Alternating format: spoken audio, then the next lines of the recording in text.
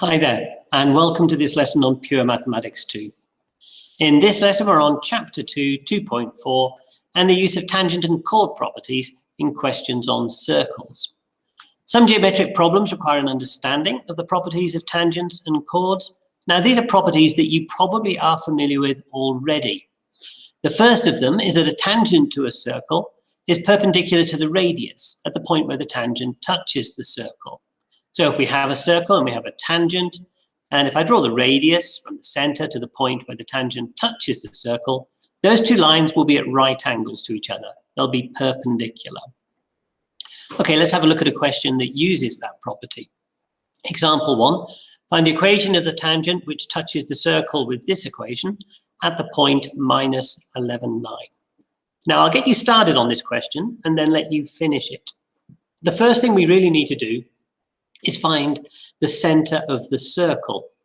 And the easiest way to find the coordinates of the center of the circle is to write this in the standard form. So the standard form for a circle would be x plus 8 squared, which gives me the x squared and the 16x, plus y minus 3 squared, which gives me the y terms I want, taking away the 64 from there, taking away the 9 from there, and then adding on the 28 that I've got, which simplifies to that. And the part of that I care about is that the center of the circle has coordinates minus 8, 3. At this point, we'll just rewrite the question. So what we're trying to do is find the equation of the tangent, which touches the circle with center minus 8, 3. We just found that at the point minus 11, 9. Good idea to do a sketch. So there's the circle, there's the center of the circle at minus 8, 3. There's the tangent, which touches the circle at minus 11, 9. This question now becomes a standard question on finding the equation of a line which is perpendicular to another line in the form y equals mx plus c. So to find the gradient of the tangent, I'll find the gradient of the radius in the normal way and then do minus 1 divided by that to get the gradient of the tangent because they're at right angles to each other. And to find c, I'll use this point here, minus 11, 9, which I know is on the tangent. Okay, I will let you have a go at completing the question from here. So pause the video, have a go, and then come back to me when you're ready. Okay, let's have a look. So that's what we're trying to do. And as always, we're going to say the equation of the line, the tangent in this case, is y equals mx plus c. And I need to find these two things. I need to find m, and then I need to find c. First of all, finding m, well, the gradient of the radius is the difference in the y values over the difference in the x values, which is 9 minus 3 over minus 11 minus minus 8, which simplifies to minus 2. That's the gradient of the radius. The gradient of the tangent will then be minus 1 divided by that. So minus 1 divided by minus 2, which gives me plus a half. So that's the gradient of the tangent, which means that the equation of the tangent is y equals a half x plus c. As always, to find c, we just need to know the coordinates of a point on the line. Well, we do know the coordinates of a point on the line. Minus 11, 9 is on the tangent. So all we have to do is substitute that point in to find c. And that'll give us 9 equals a half times minus 11 plus c when we substitute into the line. Tidying that up gives us c equals 29 over 2, which means that the equation of the tangent is y equals a half x plus 29 over 2, or you could choose to rearrange it into another standard form, x minus 2y plus 29 equals 0. Either form is fine. Question 2. A circle has equation x plus 5 squared plus y plus 3 squared equals 80, so it's given in the standard form this time.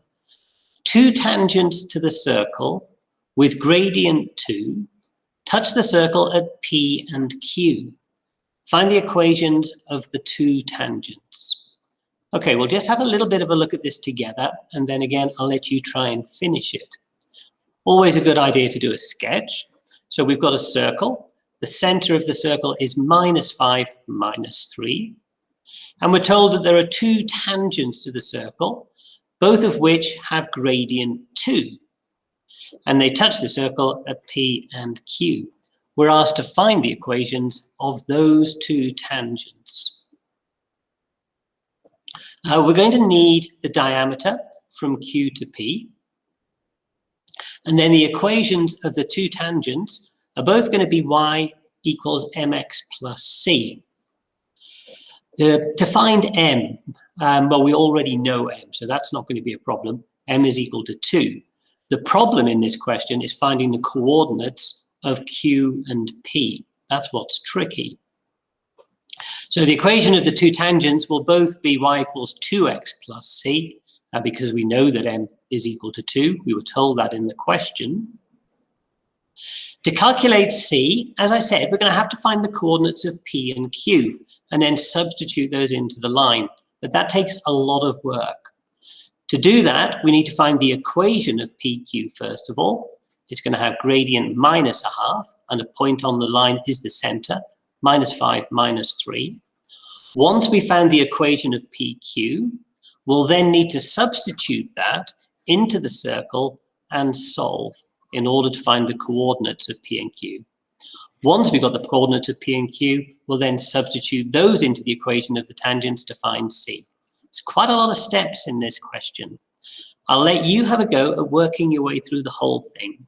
So pause the video, see if you can make sense of all of this, and then come back to me when you're ready.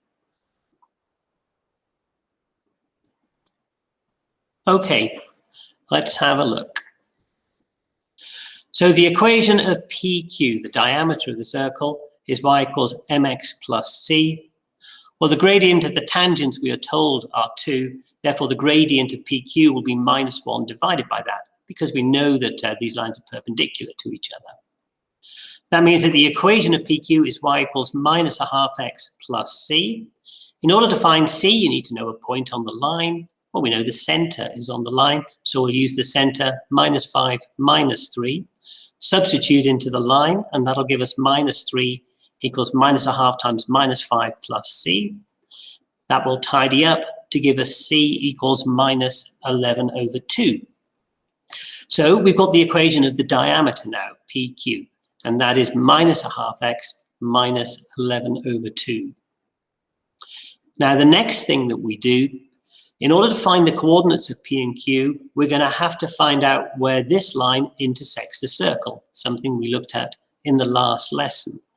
So we substitute y into the circle. So where I've got y plus 3 squared here, I'm going to substitute in the line y equals minus a half x minus 11 over 2.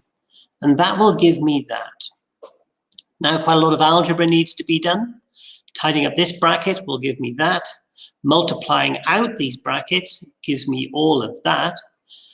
Collecting together the terms will give me 5 over 4x squared plus 25 over 2x minus 195 over 4 equals 0. The easiest way to simplify that is by multiplying through by 4, which will give me that, and then dividing through by 5. And finally, we have a straightforward looking quadratic, x squared plus 10x minus 39 equals 0. We need to solve that equation. Well, it factorizes into two brackets, x plus 13 times x minus 3 equals 0, which means that x equals 3 or x equals minus 13. I still need to find the y coordinates. To find the y coordinates, I'll substitute these in.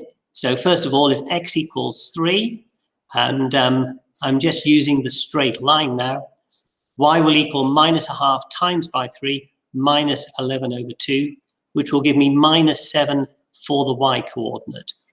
Therefore, p equals 3 minus 7. If x equals minus 13, again, I'm using the equation for the straight line here, which was y equals minus a half x minus 11 over 2. And substituting in x will give me 1 for the answer, which means that the coordinates of q are minus 13 and 1. Okay, adding that to the diagram. So we've got tangents now, and we know the gradient of those tangents, they're both 2. We now know a point that lies on those tangents. So we can find what C is here in the equation of the tangents. So first of all, substituting in the point 3 minus 7 to find the equation of this tangent on the right-hand side, that will give me minus 7 equals 6 plus c, which means 6 equals minus, c equals minus 13. So the equation of this right-hand tangent will be y equals 2x minus 13. Then we do the same for the tangent on the left-hand side, substituting in the point minus 13, 1. That gives us that, and gives us the value of c of minus 27, which means the equation of the other tangent on the left-hand side is y equals 2x minus 27. Okay, a lot of steps in that question. Well done if you managed to do the whole thing yourself. So the first property that we considered was that a tangent to a circle is perpendicular to the radius where the tangent touches the circle. The second property is to do with chords, and this one is slightly less obvious. You may not have met it before. The perpendicular bisector of a chord goes through the center of the circle. Okay, what does that mean? Let's have a look at a sketch. If you've got a circle, and if you draw any chord whatsoever, and then draw the perpendicular bisector of that chord, you'll get that black line there.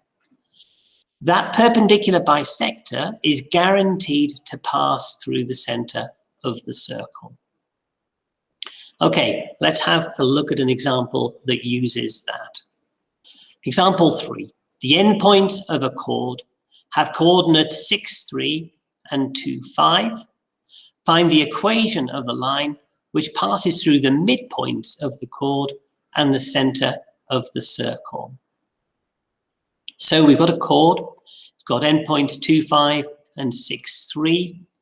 And we've been asked to find the equation of the line which passes through the midpoint of that chord and the center of the circle. So the perpendicular bisector of that. That means we're going to have to cut the chord in half and draw the perpendicular bisector. That's the line that we're trying to find the equation of. As always, the equation of the line is y equals mx plus c. We need to find the gradient, and we need to find c. The way we'll find the gradient is by finding the gradient of the chord, and then saying the gradient of this line that we want is minus 1 divided by that. And the way we'll find c is by substituting in a point that we know. Well, we can work out the coordinates of this midpoint here that are on the line. So we'll work out the midpoint of the chord and use that to calculate c. Okay, I'll let you have a go at working through all of that yourself. So pause the video, have a go at this, and then come back to me when you're ready. Okay, let's have a look. So to find m, we'll find the gradient of the chord and use m as minus 1 over m1. And to find c, we'll find the coordinates of this midpoint here, and then substitute those coordinates into the line. So first of all, the gradient of the chord is the difference in the y values over the difference in the x values, which is 5 minus 3 over 2 minus 6, which gives me minus a half for the gradient of the chord. The gradient of the line through m in the center of the circle will be minus 1 over that, because we know they're at right angles to each other. So you'll get minus 1 over minus a half, which is 2 for the gradient of the line that we want. Therefore, the equation of the line we're trying to find is y equals 2x plus c. That's how we found the gradient. To find c, it's always the same. We really want to know the coordinates of a point that are on the line. Well, the coordinates of m are 2 plus 6 over 2, 5 plus 3 over 2. The average of the y coordinates, the average of the x coordinates, because m is the midpoint of that line. That gives us 8 over 2, which simplifies to 4, 4 for the coordinates of m. Now that we know that, we can substitute 4, 4 into the equation of the line we're trying to find, y equals 2x plus c. That'll give us 4 equals 8 plus c, and c equals minus 4, which means the equation of the line is y equals 2x minus 4. Okay, part 2. So it's the same question, but going one step further. Example 3, the equation of the line which passes through the midpoint of the chord with endpoints 6, 3, and 2, 5, and the circle center is what we just found, y equals 2x minus 4. So that's what we just did. And then part 2 says, given that the x coordinate of the center of the circle is x equals 3, find the equation of the circle. Well, to find the equation of the circle, it's going to be x minus a squared plus y minus b squared equals r squared. I know what a is because we've been told that the x coordinate of the center is 3. I'm going to have to work out what b is, and I'm going to have to work out what r is. I'll let you have a go at seeing if you can work out how to do that yourself. So pause the video, see if you can make sense of this, and then come back to me when you're ready. Okay, let's have a look.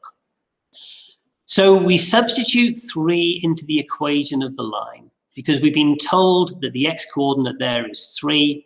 So if I substitute 3 into the equation of this line that we found in part 1, that will give me the y coordinate of the center. And then we're going to calculate the radius of the circle using the center and either of the endpoints of the chord. So first of all, substituting x equals 3 into the equation of the line, that'll give us y equals 6 minus 4, which equals 2. That means that the coordinates of the center of the circle are 3, 2. And then we're going to use one of the points, it doesn't matter which one, I'm going to use 6, 3. So the top point here, I could equally well have used 2, 5. You get the same answer either way, in order to work out the radius. So using the normal thing for the length of a line segment, Pythagoras is what it is really, we'll get the radius of the circle is equal to the square root of 6 minus 3 squared plus 3 minus 2 squared, using the center and that point there. That gives me the radius of the circle is root 10. Now I can write down the equation of the circle. It'll be x minus 3 squared plus y minus 2 squared is equal to 10. Okay, that gets us to the end of this lesson. If you've got the textbook, then turn to page 38 and have a go at exercise 2E. Thanks very much for listening, and cheerio.